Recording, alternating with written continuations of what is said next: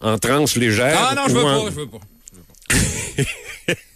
En transe légère ou en entrevue cognitive. Ben, c'est vrai, ça fonctionne vrai. Là, oui, absolument. Mais c'est pas intrusif, l'hypnose, là. Faut pas s'énerver avec ça. C'est pas intrusif du tout, ben, là. On peut aller jusqu'où avec ça, là? Ben, tu vas jusqu'où la personne veut bien aller. C'est elle qui a le contrôle, c'est pas toi. Ouais, ben, c'est elle. Elle perd pas le contrôle à un moment donné. Ben, jamais de la vie.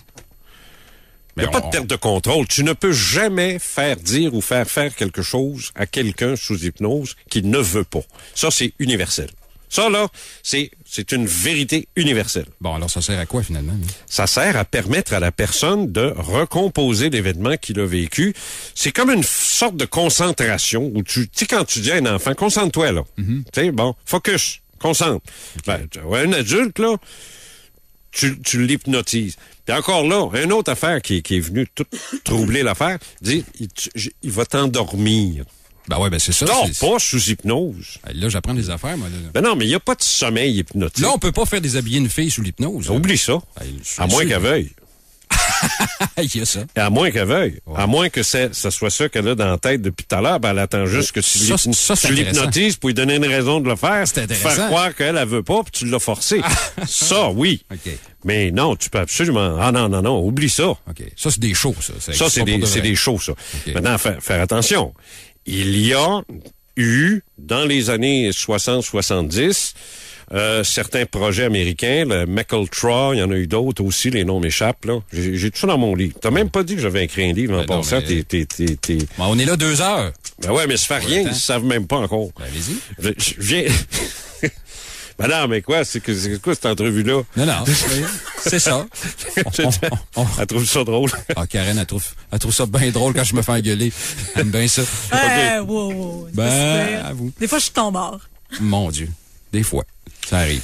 Alors, je disais que... dont le titre est... Bon. C'est parce qu'il est long, c'est pour ça. C'est vrai que c'est long. Ben, c'est long pas mal comme c'est pas de ma faute. Comment c'est pas votre faute? OVNI, enlèvement extraterrestre, univers parallèle. Okay. Ça, c'est le sous-titre, dans le fond. OK. Ça, c'est le premier d'une trilogie. Non, attends, j'ai pas fini. On va en parler tantôt. Non, le titre, c'est pas fini. Encore? Ben non. Il est quelle heure? Oui, je sais bien. OK. Certitude ou fiction? Chez Québécois. OK. Va sur mon site, puis c'est tout. Ouais. Ils iront voir tout le reste. Non, mais je veux dire, Québécois, tu sais, c'est quand même une bonne maison d'édition, alors je leur dois bien ça, faut que je le mentionne, hein? OK. C'est important. Ben, je pense que oui.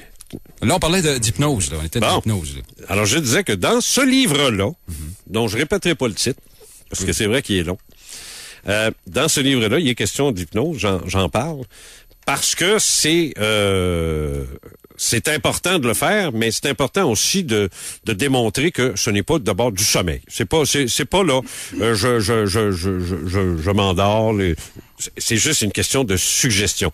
Moi, je vais te suggérer un état physique, un état de conscience. De concentration. Pour te permettre à toi d'aller chercher les souvenirs que tu veux bien faire remonter à la surface. Je vais te guider dans ce processus-là. Il y a un danger en hypnose, c'est que si durant le processus d'hypnose, je te suggère des réponses dans mes questions, ça, c'est même pas tous les hypnologues qui sont d'accord avec ce que je vais dire là. Ouais. Il y a un petit danger que je t'influence. Okay. Que tu reviennes avec un récit qui est pas tout à fait le tien, qui est teinté du mien. Okay. Pour éviter ça, moi, ceux qui m'ont enseigné l'hypnose, de la méthode Erickson notamment, m'ont toujours dit, ne mets jamais de réponse dans ta question. Alors, je te donne un exemple. Okay. Tu es sous hypnose, tu me dis qu'il y a un chat dans la pièce. Et là, il y a un... Est-ce qu'il y a un chat dans la pièce? Faut pas demander ça. Non, je sais pas encore. Moi, si tu veux, je te le demande. Tu me l'as pas dit encore. Okay. Alors, bon, là, tu me dis, il y a un chat dans la pièce. Ouais. Moi, je te dis, OK, ça va, décris-moi le chat. Puis là, maintenant, tu dis, là, il fait du bruit. Là, je vais dire, c'est le chat qui miaule. C'est pas à moi de dire ça. OK. C'est pas à moi de dire ça. Moi, j'ai une question, c'est quoi le bruit? Toi, tu me diras que c'est le chat qui miaule, parce que ça se peut que ce soit pas ça. Ça se peut que ce soit autre chose. Donc, jamais rien prendre pour acquis. C'est d'autant plus difficile lorsque tu connais l'histoire avant. Tu sais, tu me racontes ce que tu as vécu, puis après ça, on va sous hypnose. Je connais les réponses. Faut faire attention. Mais il faut pas que il faut que je joue l'innocent. Okay. Je ne sais rien, je suis au courant de rien. Mais ça va juste me permettre d'aller chercher peut-être plus de détails sur ce que tu as vécu. Okay. Mais c'est pas une preuve. Ce n'est jamais une preuve. Un témoignage n'est pas une preuve juridique. Le témoignage de quelqu'un de responsable, d'intelligent, qui se tient, qui est crédible, qui dit avoir observé un objet volant non identifié qui n'a absolument aucune correspondance avec un objet connu ou une méprise ou une hallucination ou un canular, c'est une preuve juridique. OK.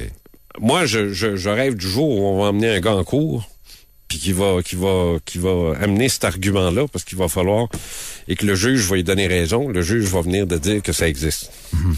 La preuve juridique des ovnis, elle existe. Mm-hmm. La preuve scientifique, elle n'existe pas. Je pourrais te dire pourquoi elle n'existe pas, mais elle existe juste pas. Pour finir sur l'hypnose, là, c'est pas systématique, ça. Vous n'utilisez pas ça de façon systématique? Non. OK. Non. C'est même rare.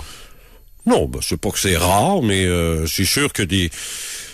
Vois-tu, dans notre jargon, les ufologues, nous autres, on a des façons de classifier les observations. Tu sais, fait que je n'embarquerai pas là-dedans, là, parce que c'est long, c'est plate, là, mais les RR1, RR2, RR3, là. Okay. Quoique RR3, tu sais c'est quoi?